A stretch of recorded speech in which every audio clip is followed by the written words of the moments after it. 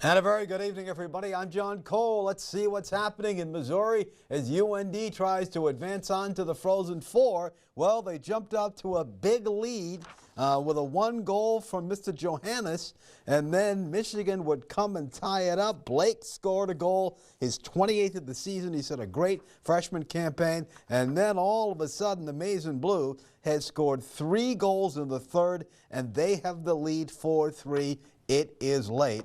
So unlike the NCAC, where they slipped up and still alive in postseason, you have to win at the NCAAs, and they are trailing Michigan there 4-3. Michigan State in overtime, 5-4 over Western Michigan. So it looks like it could be a Michigan versus Michigan State championship game on Sunday.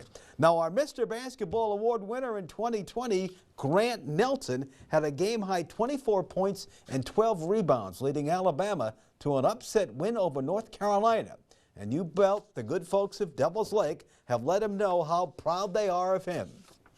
I've been getting a lot of love this whole time from my home state and Devil's Lake in general. So, it's been great.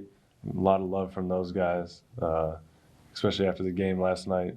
Pretty much everyone I knew from Devil's Lake was either texting me or DMing me on Instagram or something like that. So, it's great to have all that love. It gives me motivation to go out and give it my all every night. All righty, good for him. They will take on Clemson on Saturday, 8 p.m. on TBS. Rest of the scores looking like this. North Carolina comes up with a huge win over Marquette of the Big East, 67-58.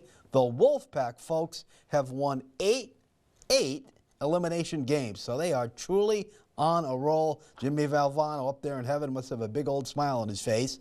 Mr. Edey had 27 points. Purdue gets the Gonzaga 80-68, so 80-68. Duke has the lead on Houston 23-22. And Creighton with the lead on Tennessee 33-29. Now, baseball fans from Sydney to St. Louis, glad the grand old game is back, and that includes the Region 13 Coach of the Year.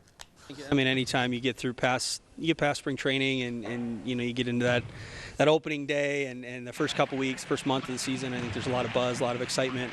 I think more kids need to watch more baseball. I think that's where the love of the game really starts. And there's no question about that. Great to have the grand old game back. Now, after opening their season with a 4-1 win over the Royals, the Twins were off today. After the Major League openers, Major League Baseball gives all the clubs the next day off just in case they have bad weather for the opener, so they did not play today.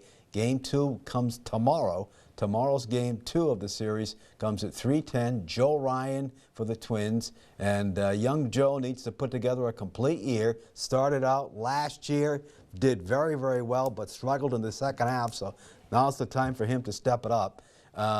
For the Royals, it's going to be Seth Lugo.